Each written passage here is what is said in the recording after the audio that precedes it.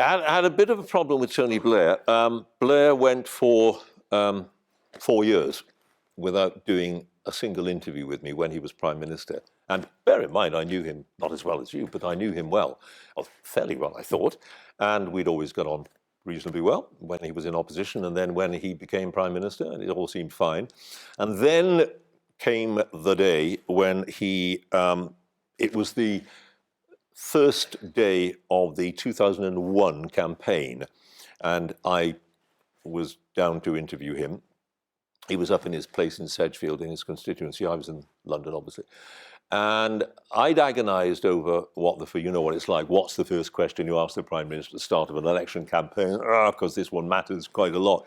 And I agonised over it a lot. And I thought that I would ask him about sleaze. And some of you will know that the big issue one of the big issues in the 97 campaign that put Blair into power was what they called Tory sleaze. And the promise that when Labour got into power, there wouldn't be any sleaze. They would be, remember the expression, purer than pure, whiter than white. And they weren't. Within 4 months, was it? 5 months? The sleaze was oozing out of the floorboards, number 10 and everywhere else, and it was really dodgy. Nasty things were happening. Formula One, Bernie Ecclestone, Lakshmi Mittal, and so on and so on and so on. So I thought I would do, as my first question, I would remind him about that. And so I framed a question that went as follows. When you became Prime Minister, you said before you became Prime Minister, you said you were going to be purer than pure, whiter than white. Have you been?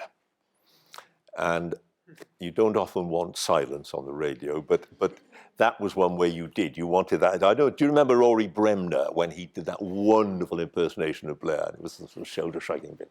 And he did that. I couldn't see his shoulders by his voice. And he did that sort of, oh John, I don't think that's what people want to talk about. Do you? Yeah, if you don't, I do. Anyway, we had one of those interviews, 25 minutes, he would not answer a single question about sleaze, and I wouldn't let it go. So it was like ships passing in the night. And at the end of the interview, Alistair Campbell was sitting at the table, obviously. You all know Alistair Campbell. And he, my producer, who was up there, told me that Campbell pulled his headphones off his head, threw them across the table, as Alistair was wont to do, with some violence, and uttered just one word: wanker.